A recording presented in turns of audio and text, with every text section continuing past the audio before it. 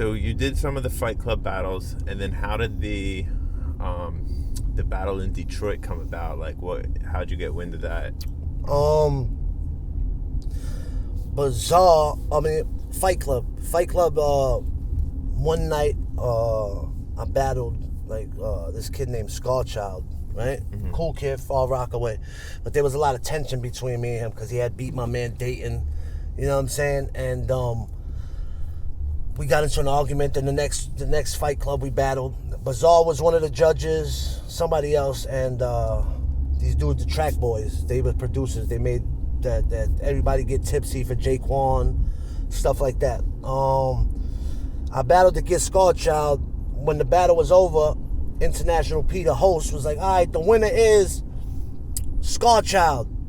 Now, all three of the judges, the Track Boys came. I had, every Fight Club I would bet on myself, so I think I had like 800 on the table. The Track Boy dude got up and was like, yo, all three of us just voted for you. Pulled out $800 of his own money out of his pocket, put it on the table in front of me. He's like, yo, take your money. So, I started seeing like the Fight Club started doing like some shady shit, you know what I'm saying?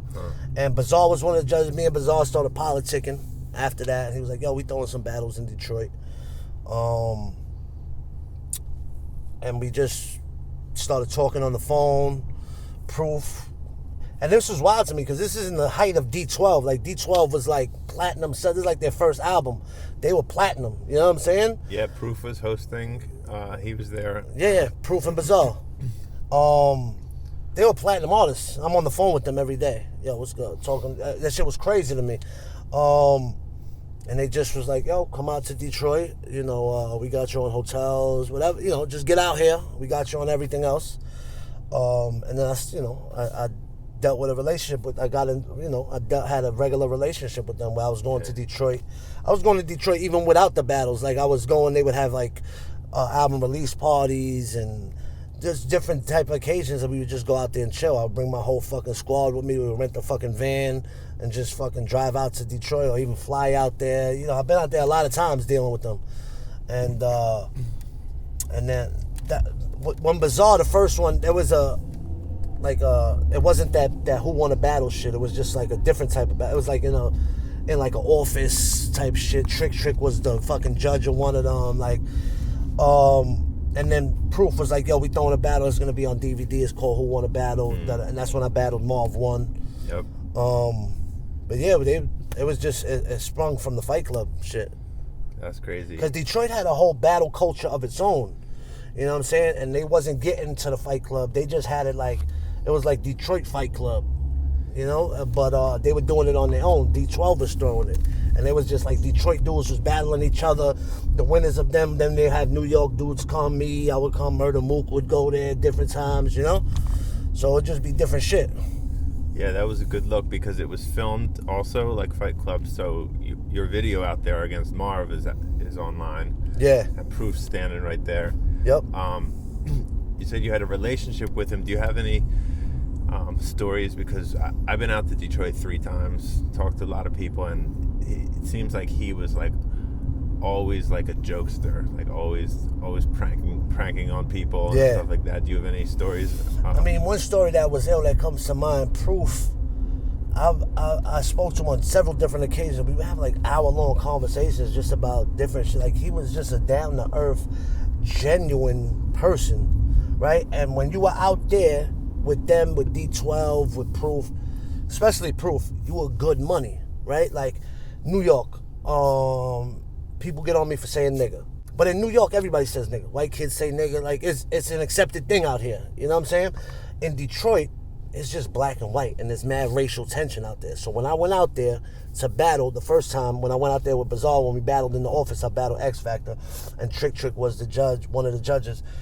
Trick was getting tight that I was saying nigga. You know what I'm saying? And I wasn't aware of this. I was just rapping. Doing your thing. Yeah, I was just doing my thing.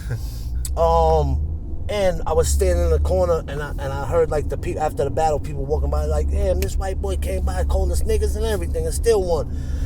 And when I would tell Proof, he would be like, Nems, don't worry. You know what I'm saying? Like, you with me, everything's all good. Like, nothing's, it wasn't like I had the feeling that if I wasn't with Proof and I came out there doing that type of shit, it would have been a problem. Especially with now, you know, everybody's familiar with Trick and what he does.